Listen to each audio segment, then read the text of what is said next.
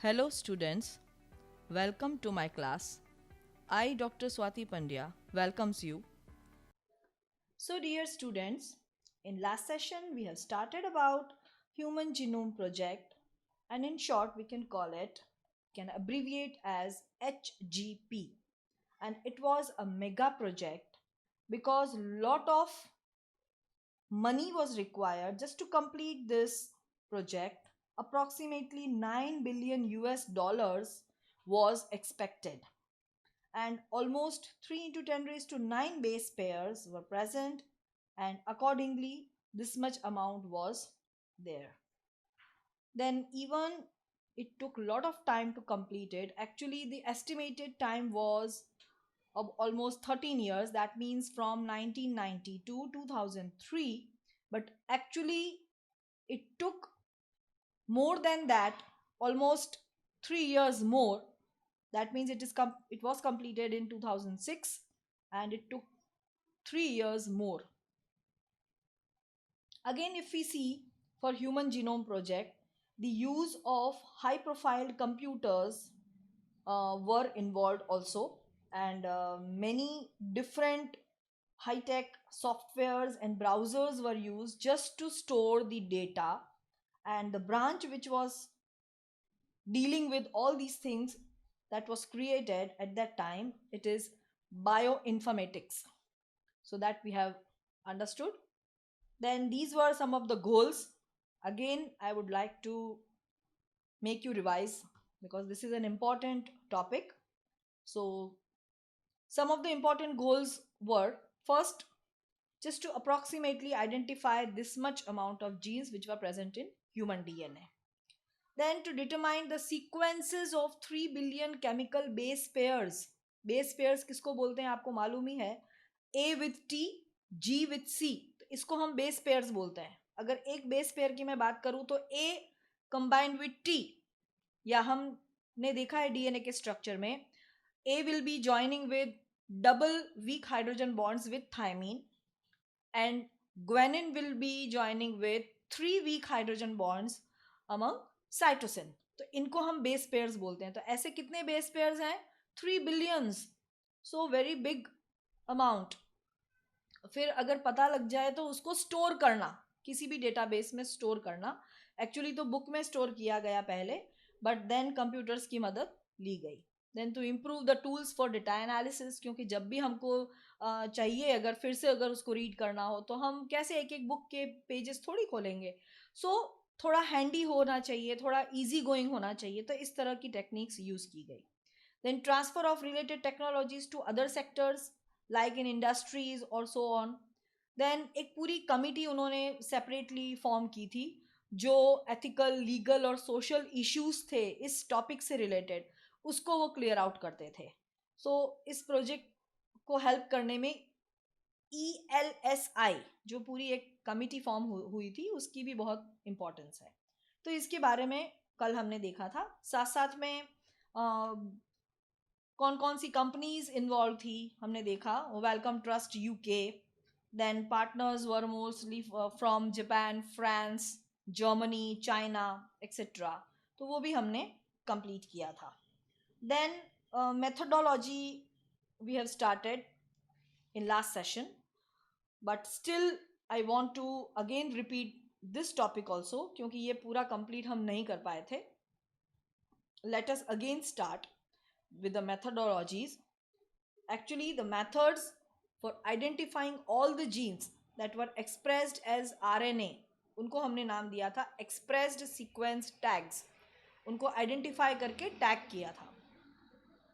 And दो approaches यहाँ पे यूज़ किए थे. सो जो दो अप्रोचेस यूज़ किए थे उसमें से ये पहला अप्रोच है जिसकी मैंने अभी आपको बात की. तो फर्स्ट अप्रोच में उन्होंने पर्टिकुलरली जो एक्सोन्स, इंट्रोन्स, हेट्रोक्रोमेटिन, यूक्रोमेटिन जो भी हमने इसके पहले पढ़ लिए हैं, तो कोडिंग और नॉन कोडिंग सीक्वेंसेस इस तरह से हमको मालूम है.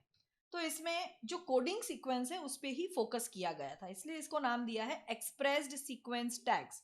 तो एक मेथड ऐसा था, और दूसरे मेथड में ये कहने का था कि नहीं, जितना भी डीएनए है टोटल, होल एंटायर जीनोम जितना भी प्रेजेंट है उस सबको हम कंप्यूट करेंगे या उस सबको हम पता लगाएंगे। तो दो मेथड्स थे इसमें।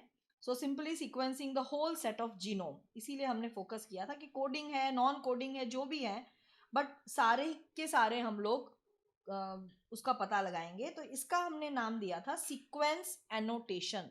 सो there are two methods just to complete this project, and sequence annotation was done and it was preferred, क्योंकि उसमें ऑटोमेटिकली एक्सप्रेस्ड सीक्वेंस टैग्स तो आ ही जाएंगे क्योंकि ये पूरा टोटल नंबर ऑफ जीनोम है। So sequence annotation was more preferred. And sequence annotations किस तरह से आगे प्रोसीजर हुआ वो भी हम देखेंगे फिर से। So for sequencing the total DNA from a cell which was isolated and converted into random fragments, तो ये एक बहुत लंबा डीएनए है और डीएनए के फ्रेगमेंट सबसे पहले करने हैं हमको। तो कौन ब्रेक करेगा इसको? उसके लिए स्पेशल एंजाइम्स होते हैं जो डीएनए के सीक्वेंसेस को पर्टिकुलर एंड पे तोड़ते हैं, जिनको हम नाम देते हैं रेस्ट्रिक्शन एंडोन्यूक्लियस। वैसे इसके बारे में आप बायोटेक्नोलॉजी वाले चैप्टर्स में ज़्यादा डिटेल में पढ़ोगे, तो अभी खाली आप उसका नाम याद रख सकते हो। So just to break the DNA fragments at a particular place, the restriction endonucleases they are used. वो एक स्पेशल एंड में उसको कट करते हैं और कट करने के बाद हम छोटे छोटे उसके फ्रेगमेंट्स कन्वर्ट कर सकते हैं, right. So just to convert a long DNA into fragments of relatively smaller size, and then it was cloned in suitable host using specialized vectors. तो host और vector ये दो terms भी आपको समझनी पड़ेंगी। host is actually here either we can take bacteria जो कि प्रोकैरियोटिक ऑर्गेनिज्म है, और दूसरा है yeast which is a unicellular fungus, तो उनका हम एज अ होस्ट यूज कर सकते हैं। और वेक्टर्स कौन है? वेक्टर्स हमेशा कैरी करने का काम करते हैं, एक जगह से दूसरी जगह पे ले जाने का काम करते हैं। जैसे हमने ये वेक्टर वर्ड डिजीज से रिलेटेड पढ़ लिया है पहले, डिजीज वाले चैप्टर में भी हमने डिस्कस किया था, आई थिंक चैप्टर नंबर 8। तो उसमें आप फिर से समझ सकते हो। सपोज हम अगर मलेरिया डिजीज की बात करें तो मलेरिया में who is a vector? Vector is the female Anopheles mosquito, जो कि प्लाज्मोडियम को लाने ले जाने का काम करती है from one person to another. तो इस तरह से वेक्टर का यूज होता है। और यहाँ पे जो हम वेक्टर यूज कर रहे हैं that is either BAC which is also known as bacterial artificial chromosome, and another vector is YAC which is known as yeast artificial chromosome. तो इस तरह से इनका यूज करके हम इन सीक्वेंसेस को क्लोन करके, means number of copies improve करके हम एक होस्ट में से डोनर में से होस्ट को हम दे सकते हैं with the use of these vectors. अब इसी को हम आगे समझने की ट्राई करते हैं। Human genome project, we are continuing with the same chapter, sorry we are continuing with the same topic. So here the fragments जो अभी हमने रेस्ट्रिक्शन एंडोन्यूक्लियस की मदद से हमने तोड़ने की कोशिश की virtually. So these fragments were sequenced using automated DNA sequences that worked on the principle of methods which was developed by Sanger. Friedrich Sanger, another name of the scientist who developed this method. और ये mostly आपको higher studies में इस method के बारे में ज़्यादा मालूम चलेगा, अभी इसकी ज़रूरत नहीं है। सिर्फ आपको नाम याद रखना है कि जो भी इस तरह से सीक्वेंस DNA सीक्वेंस से रिलेटेड जो डेवलपमेंट था मेथड का, that was created by the Sanger. And mainly these sequences which were then arranged based on some overlapping regions which were present in them. So this required generation of overlapping fragments for sequencing. So what happened? Generally the specialized computer based programs were developed, क्योंकि computers का use करना बहुत ही जरूरी था। सबसे पहले तो अगर आप ले रहे हो किसी भी पर्सन के किसी एक सेल को आप आइसोलेट कर रहे हो, उसके बाद उस आइसोलेटेड सेल में से आप न्यूक्लियस के अंदर से क्रोमोसोम को निकाल रहे हो, उसको उसका यूज कर रहे हो, और क्रोमोसोम में से भी डीएनए को आप ले रहे हो, तो बहुत ही माइक्रो फंक्शन है ये। तो इसको करने के लिए और फिर जितना भी डीएनए आपने लिया उसके ऊपर जो सीक्वेंसेस हैं, बेस पेयर्स प्रेजेंट है, वो किसके लिए रिस्पॉन्सिबल है, तो उसको उसकी प्रिंट आउट लेने के लिए या उसका डेटा कलेक्ट करने के लिए हमको हाई प्रोफाइल कंप्यूटर्स की जरूरत होती है। ये पहले ही हमने बात की थी। So actually this was used and these sequences were subsequently annotated and were assigned to each chromosome। क्योंकि कितने क्रोमोसोम हैं? 23 pairs। तो each and every chromosome has to be annotated। उसका पता लगाना पड़ेगा, उसके सीक्वेंस के बारे में पता लगाना पड़ेगा, और पता लगाने के बाद वो डेटा कहीं पे हमको स्टोर करना पड़ेगा। ठीक है, तो इस तरह का पूरा प्रोजेक्ट आगे से आगे रन हुआ था। द ह्यूमन जीनोम प्रोजेक्ट अगर हम देखते हैं तो मैंने आपको समझाने की ट्राई की है इस डायग्राम की मदद से। So this is DNA sample which is collected. अभी मैंने आपको बताया एक सिंगल सेल को आइसोलेट करके, then many copies of DNA are made. आप देखो, एक जैसी जीरोक्स कॉपी, जैसे हम एक किसी ओरिजिनल पेपर की जीरोक्स कॉपी करते हैं, वैसा ही ये है मैनी कॉपीज, जिसको हम रेप्लिकेशन भी बोल सकते हैं। And the copies are broken into many pieces. अभी हमने देखा पीसेस बहुत सारे छोटे छोटे टुकड़ों में इसको तोड़ दिया है। फिर उसके बाद the sequences are arrange in a correct order. ठीक है, इस तरह से अरेंजमेंट हुआ है इसका। ये रैंडम है और यहाँ पे प्रॉपर्ली इसको अरेंज किया गया है, और लास्ट में the complete genome is assembled. तो इस तरह से पूरे सीक्वेंसेस को अरेंज किया है। तो ये पूरा मेथड है। Okay, and the sequence of chromosome 1, ये भी ध्यान रखने वाली बात है, क्रोमोसोम 1 सबसे बड़ा क्रोमोसोम है and it includes almost 3000 base pairs. तो एक बहुत ही बड़ा ज्यादा इंफॉर्मेशन है इसके ऊपर, वो भी हम बाद में बात करेंगे। So here the sequence of chromosome 1 was completed only in May 2006। आप सोचो, सबसे ज्यादा टाइम इसी को कंप्लीट होने में लगा, इसीलिए ये मेगा प्रोजेक्ट थोड़ा एक्सटेंड हो गया। 3 साल ऑलमोस्ट एक्सटेंड हो गए। बाकी एस्टिमेटेड कंप्लीशन टाइम था इसका 2003 में, बट क्रोमोसोम 1 इतना ज्यादा बेस पेयर्स इसके अंदर थे कि उसको थोड़ा टाइम लग गया। And another challenging task was assigning the genetic and physical maps on the genome. किस तरह से उसके सीक्वेंसेस प्रेजेंट हैं और किसके लिए रिस्पॉन्सिबल है। And this was generated using information on polymorphism of restriction endonuclease, then recognition sites, and some of the repetitive DNA sequences which were known as microsatellites। इसकी बहुत ही ज़्यादा इम्पोर्टेंस थी, और इनके बारे में आप डिटेल बाद में पढ़ोगे बायोटेक्नोलॉजी वाले चैप्टर में, बट स्टिल आपको ये टर्म्स याद रखनी है, क्योंकि एंडोन्यूक्लियस मैंने आपको अभी बताया ये डीएनए को कट करने के लिए काम आता है। This is an enzyme, and recognition sites पे ही ये जाके कट लगाता है, जो एक स्पेसिफिक साइट्स हैं डीएनए के ऊपर। एंड डीएनए सीक्वेंस में कुछ सीक्वेंसेस ऐसे हैं जो बार बार रिपीट होती हैं, तो उनको हम बोलेंगे रिपीटेटिव डीएनए सीक्वेंस और माइक्रो सैटेलाइट्स। एकदम से आपको लगेगा कि बार बार चीज रिपीट हो रही है तो आप एकदम उसको आइडेंटिफाई कर पाओगे, इसीलिए इनको बोला है micro satellites.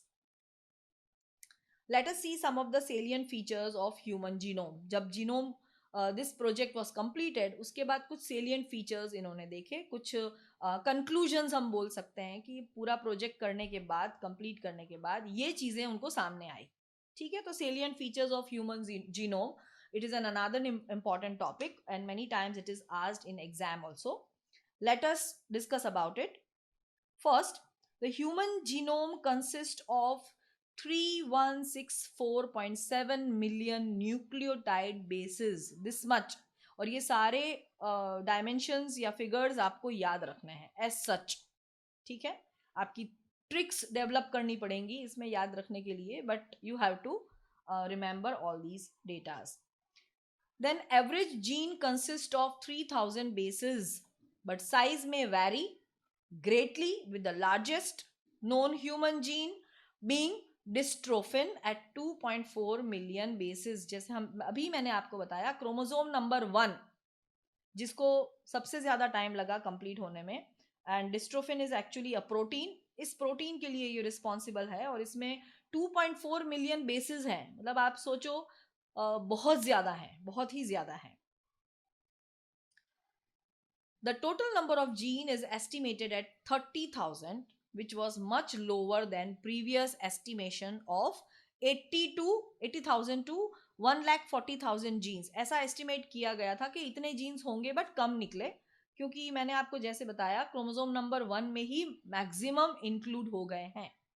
And almost 99.9% nucleotide bases are exactly the same in all the peoples. आप सोचो कितना कम डिफरेंस है, 0.1% का डिफरेंस है. बाकी जितने भी जीन्स हैं वो सभी ह्यूमन बींग्स में एक जैसे हैं.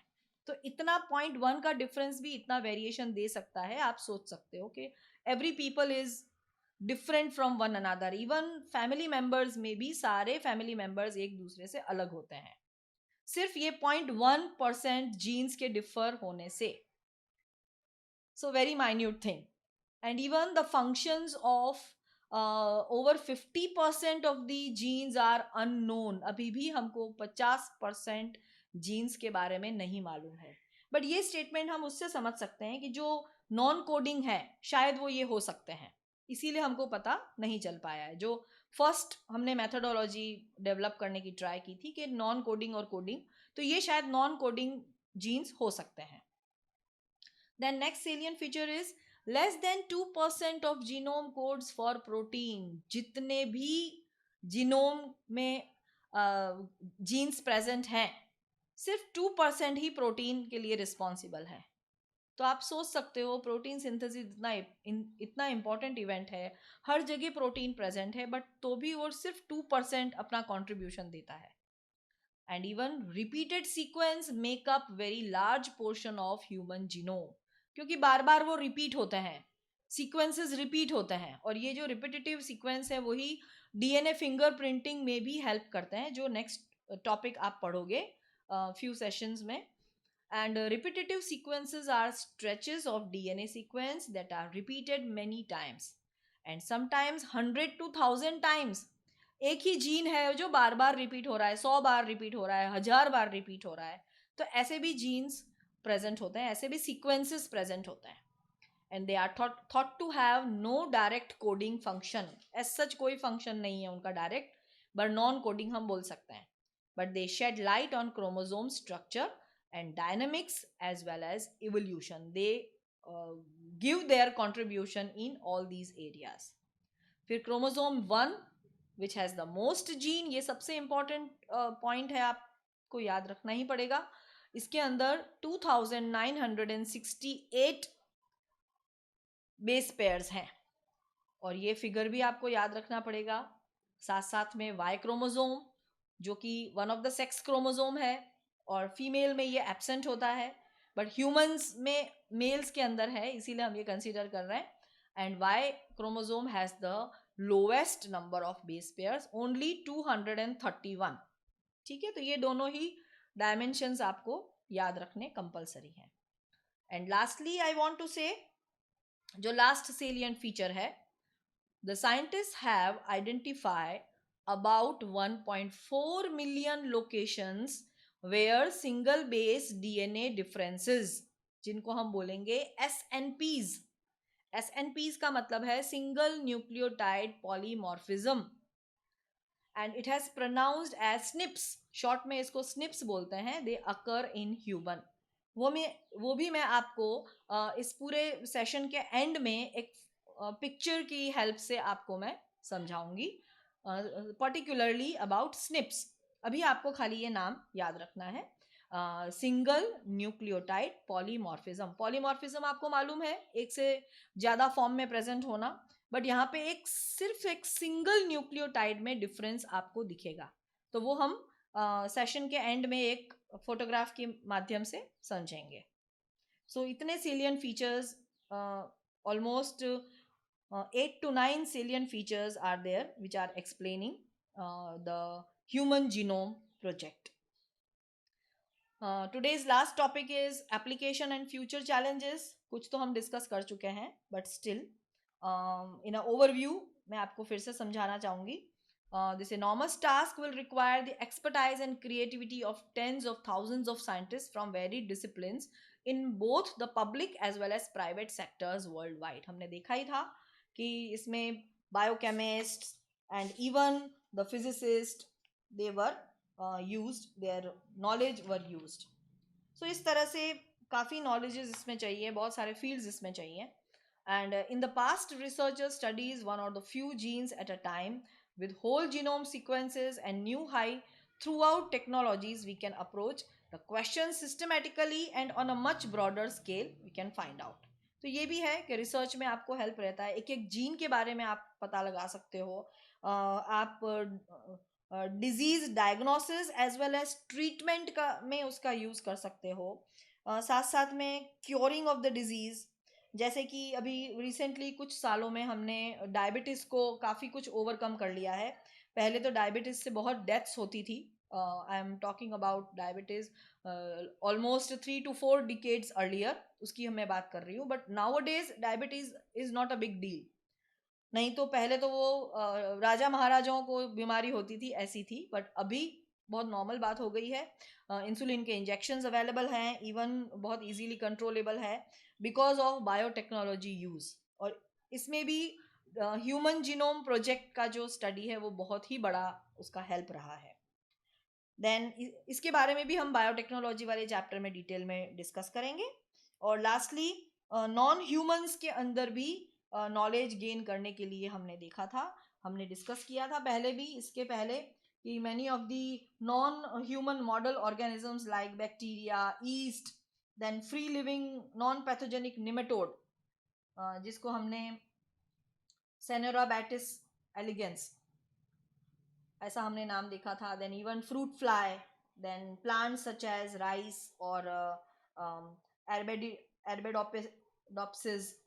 तो इनको भी सीक्वेंसिंग करने में बहुत ही इजी गोइंग रहा और स्टडीज में भी बहुत हेल्प रही. So there are so many things which are related to human genome project. And particularly कोई भी ट्यूमर, कैंसरस कंडीशंस, अभी भी बहुत सारी रिसर्च बाकी है, चल रही है. And it is very helpful, this study is very helpful, but still it is a very important topic and you have to learn. अब आप एक स्निप से रिलेटेड मैं आपको पिक्चर बताती हूँ, वो आप देखना. इसमें आप फोकस करना कि ये एक जो पर्टिकुलर सीक्वेंस है वो कितना डिफर कर रहा है, बाकी पूरा एग्जैक्टली सिमिलर है. ठीक है. So here we are ending our session and hope you will learn it. You will also repeat many times and it will be easier for you to remember. Hope you liked it. Take care. Bye bye students.